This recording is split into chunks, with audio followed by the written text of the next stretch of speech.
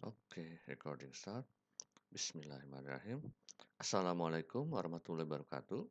Perkenalkan, nama saya adalah Rizky Aditya Surya Pratama atau biasa disingkat SP, SSIMT.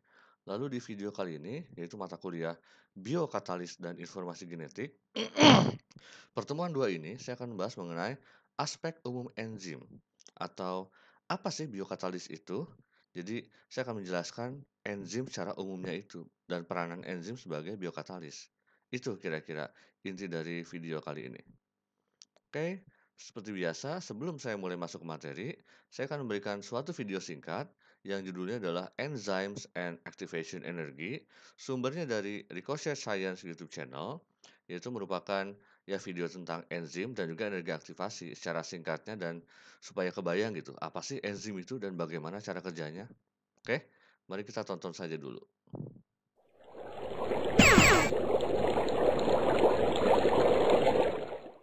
Most of the chemical reactions that occur in your cells do not occur spontaneously. Instead, cells rely on proteins called enzymes to kickstart chemical reactions and speed them up, enabling cells to get the most out of the energy sources available to them. In fact, if it weren't for enzymes, chemical reactions would proceed too slowly to support life. This graph illustrates how enzymes speed up chemical reactions. Remember that in a chemical reaction, the reactants interact to form a product. The chemical reactants for this example are shown on the left, and the products on the right. The wall that separates them represents the activation energy. You can think of this wall as an energy speed bump. The larger the bump, the slower the reaction. The yellow speed bump represents a chemical reaction without an enzyme, and the orange speed bump represents the same reaction with an enzyme. As you can see, the orange speed bump is a lot lower. This is because the enzyme acts to physically bring the reactants together. By doing so, it increases the efficiency of the reaction and lowers the amount of energy needed for the reaction to occur. Since less energy is required, the reaction occurs at a faster rate. Notice that the enzyme does not influence the energy level of the reactants or the products, but only the amount of energy that is required during the process of the chemical reaction. Without the use of enzymes, many of our body's processes, such as digestion and the processing of nerve impulses, would simply occur too slowly. The addition of enzymes, however, speeds up these chemical reactions, making life as we know it possible.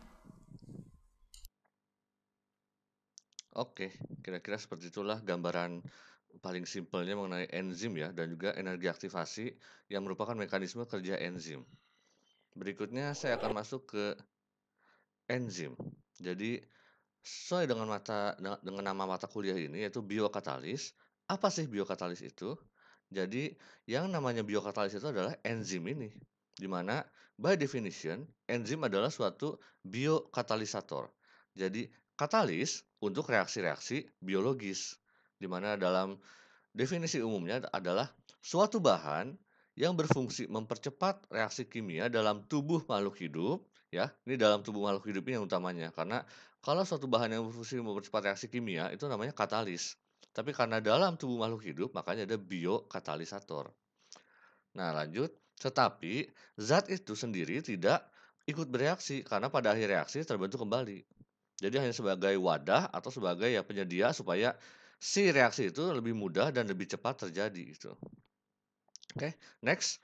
Suatu reaksi kimia yang berlangsung dengan bantuan enzim memerlukan energi aktivasi yang lebih rendah. Jadi, utamanya enzim itu fungsinya adalah menurunkan energi aktivasi. Jadi, dia dapat mempercepat reaksi dengan cara menurunkan energi aktivasinya. Seperti yang sudah digambarkan di video barusan, anggaplah bahwa itu ada suatu dinding yang harus dilompati. Semakin tinggi dindingnya, maka semakin banyak energi yang dibutuhkan. Tapi kalau energinya rendah dengan bantuan enzim, maka reaksinya akan lebih mudah terjadi dan lebih cepat terjadi gitu. Nah, kalau dari gambar seperti ini, prinsip kerja enzim itu adalah utamanya menurunkan energi aktivasinya. Jadi bisa dilihat yang merah ini adalah energi aktivasi atau EA tanpa enzim. Jadi lebih tinggi gitu. Oke.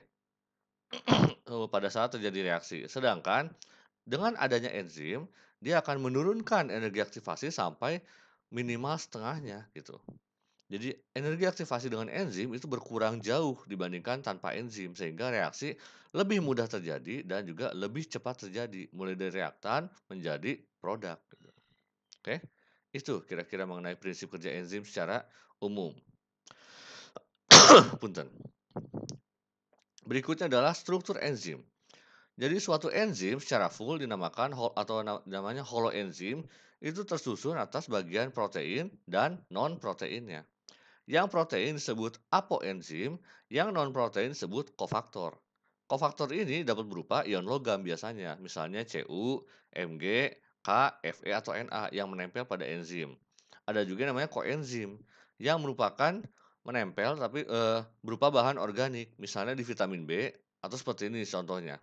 Di vitamin seperti thiamine ada koenzim TPP, riboflavin FAD FMN, niacin ada NAD NADP, vitamin B6 ada PLP dan seterusnya. Bisa dilihat di sini untuk contoh-contoh koenzim. Jadi bagian non protein yang merupakan bahan organik adalah koenzim ini. Oke. Itu kira-kira yang menyusun struktur suatu enzim itu. Berikutnya, yang merupakan aspek yang paling penting dalam enzim adalah sifat-sifat enzim. Jadi sebagai suatu bahan yang penting dalam suatu metabolisme tubuh, sifat-sifat yang penting adalah seperti ini. Jadi, kerja enzim itu sifatnya adalah spesifik atau khusus. Jadi dia itu nggak bisa universal atau bekerja ke berbagai macam reaksi, tapi hanya dapat bekerja pada satu substrat. Jadi hanya pada reaksi tertentu saja gitu. Makanya spesifik. Lalu yang kedua, enzim itu hanya bekerja pada suhu tertentu. Jadi ada beberapa enzim yang hanya bisa bekerja apabila suhunya itu masuk ke dalam eh, apa namanya Eee, ruang lingkup si enzim tersebut gitu. Jadi kalau di luar suhu yang diharapkan, enzim tersebut nggak akan bekerja, dorman. Tapi kalau pas di suhu tertentu, misalnya suhu tubuh manusia, barulah enzim tersebut dapat bekerja sebagai biokatalisator. Aduh. Next adalah enzim itu bekerja, ini sama dengan sebelumnya, dia spesifik pada derajat keasaman atau pH tertentu bekerjanya. Jadi kalau misalnya ada enzim yang bisa bekerja pada pH asam, kalau pH-nya basa, dia nggak akan bekerja, dia nggak akan aktif gitu. Jadi sama seperti ini, dia itu spesifik pada suhu dan juga pH tertentu. Lalu berikutnya, kerja enzim itu dapat bolak-balik atau reversible. Artinya apa? Selain dapat memecah substrat, enzim juga dapat membentuk substrat dari penyusunnya. Jadi selain bekerja reaksinya ke arah kanan, dia juga bisa bolak-balik lagi ke arah kiri lagi gitu. Selain membentuk produk, bisa juga membentuk substrat lagi, reaksi balik. Itu kira-kira sifat-sifat enzim yang utama. Yang saya berikan bold ini ya utamanya. Next adalah mekanisme kerja enzim. Jadi ada utamanya sekarang ini adalah dua teori yang menjelaskan bagaimana sih si enzim itu dapat bekerja. Yaitu ada teori lock and key atau diartikannya kunci dan anak kunci. Ini kurang pas ya, mungkin lebih pasnya gembok dan kuncinya ya. Tapi ini juga boleh kunci dan anak kunci. Jadi ada lock, ada gemboknya, dan ada kuncinya. Yang dikemukakan pertama kali oleh Emil Fischer. Yang kedua adalah teori induced fit. Mungkin ini yang lebih sering digunakan ya, atau yang lebih pasnya untuk mekanisme kerja enzim, atau induksi pas. Jadi dia mengepaskan terhadap si substratnya, akan saya jelaskan nanti, yang dikemukakan oleh Daniel Castellan. Dua inilah yang utama untuk mekanisme kerja enzim secara umum. Nah, seperti apa sih dua mekanisme ini? Yang pertama adalah teori lock and key. Jadi, cara kerja enzim ini mirip dengan mekanisme, nah ini, gembok dan kunci. Ada gembok, ada kunci, jadi benar-benar harus pas gitu. Enzim itu diibaratkan sebagai gemboknya, jadi dia itu seperti ini, dia punya sisi aktif, di mana dia bisa mengunci si substratnya, di mana substrat ini diibaratkan sebagai kunci. Jadi misalnya ada enzim nih, dia punya sisi aktif. Nah, substrat ini dapat menempel ke dalam enzim di sisi aktifnya sehingga dia menjadi kompleks enzim dengan substrat. Jadi enzim dan substrat dia akan menempel menjadi kompleks enzim dengan substrat di mana sel aktif ini akan melengkapi substrat sehingga menjadi satu kesatuan dan setelah itulah dia akan bereaksi di dalam enzim ini. Setelah bereaksi, dia akan menghasilkan enzim plus produk. Jadi nanti si substrat ini akan direaksikan menjadi produk, lalu lepas dari enzim, enzimnya ya kembali lagi seperti semula, tidak mengalami perubahan. Jadi benar-benar cuma numpang lewat si substratnya. Substratnya masuk ke enzim, lalu bereaksi di enzim, lalu keluar lagi dari enzim menjadi produk gitu. Oke. Jadi, mekanismenya enzim plus substrat membentuk kompleks enzim dengan substrat, lalu dia akan membentuk enzim plus produk. Enzimnya tetap nggak berubah, yang berubah adalah substrat menjadi produk. Nah, jadi benar-benar lock and key ini mesti si substrat ini benar-benar mesti sama dengan sisi aktifnya ini. Kalau misalnya beda dikit ini lebih runcing aja, kan dia nggak bisa menempel, otomatis dia nggak bereaksi atau nggak membentuk kompleks antara enzim dengan substrat ini. Otomatis tidak terjadi reaksi menjadi enzim plus produk gitu. Nah, makanya yang lebih populer sekarang adalah teori induced fit atau teori penyesuaian. Jadi induksi dengan penyesuaian gitu bentuknya. Jadi berdasarkan teori induced fit, enzim akan melakukan penyesuaian bentuk untuk berikatan dengan substrat. Jadi si enzim ini akan berubah menyesuaikan dengan bentuk substratnya.